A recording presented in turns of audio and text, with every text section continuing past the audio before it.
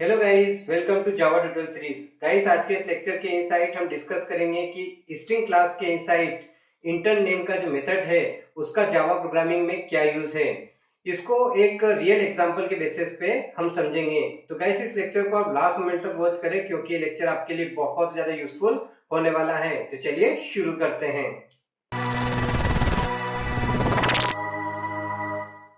यहाँ पर मैंने 3 स्ट्रिंग्स ली है। पहला स्ट्रिंग मैंने यश लिया, उसको S1 में रखा है। दूसरा भी यश लिया है, उसको S2 रेफरेंस में रखा है। और तीसरे के लिए मैंने एक स्ट्रिंग का ऑब्जेक्ट क्रिएट किया है और उसके इनसाइड मैंने यश नेम का स्ट्रिंग रखा है। अब मैं इक्वल्स टू ऑपरेटर का यूज़ करके कंपेयर करना चाहता हूँ। तो मैं यहाँ पर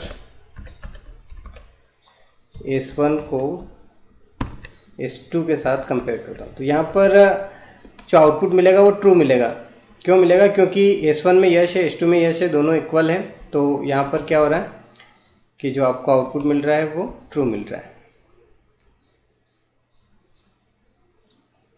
आप देख सकते हैं यहाँ पर आपको क्या मिल रहा है, आउटपुट ट्रू। लेकिन अगर मैं S1 को S3 के साथ कंपेयर करूँगा तो फॉल्स मिलेगा। आप देख सकते हैं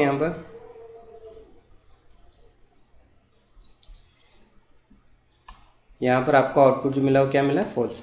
ऐसा इसलिए हो रहा है क्योंकि यहाँ पर जब आप ऑब्जेक्ट क्रिएट करते हैं तो ये हीप मेमोरी में जाता है, और अगर आप सीधे ही स्ट्रिंग लिटरल का यूज़ करते हैं, यानी कि एक लिटरल कांस्टेंट के थ्रू जब एक स्ट्रिंग का ऑब्जेक्ट मिलता है तो कांस्टेंट पूल में जाता है।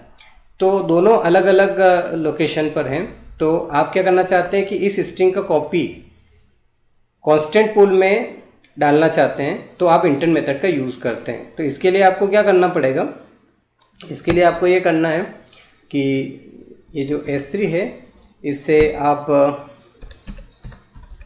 इंटर नेम के मेथड को कॉल करें और इसको वापस से स्ट्रिंग के रेफरेंस में असाइन कर दें। मैं इसको S4 में यहाँ पर असाइन कर देता हूँ। तो अब देखिए यहाँ पर इस S3 के इनसाइड जो स्ट्रिंग था इसका एक कॉपी हीप के अंदर से कॉपी होकर कांस्टेंट पूल के इनसाइड आ चुका है। ओके, जो S4 नेम के रेफरेंस के अंदर है। तो अब अगर मैं S1 का कंपैरिजन किसके साथ करूँगा, S4 के साथ में, तो अब ये ट्रू रिटर्न करेगा।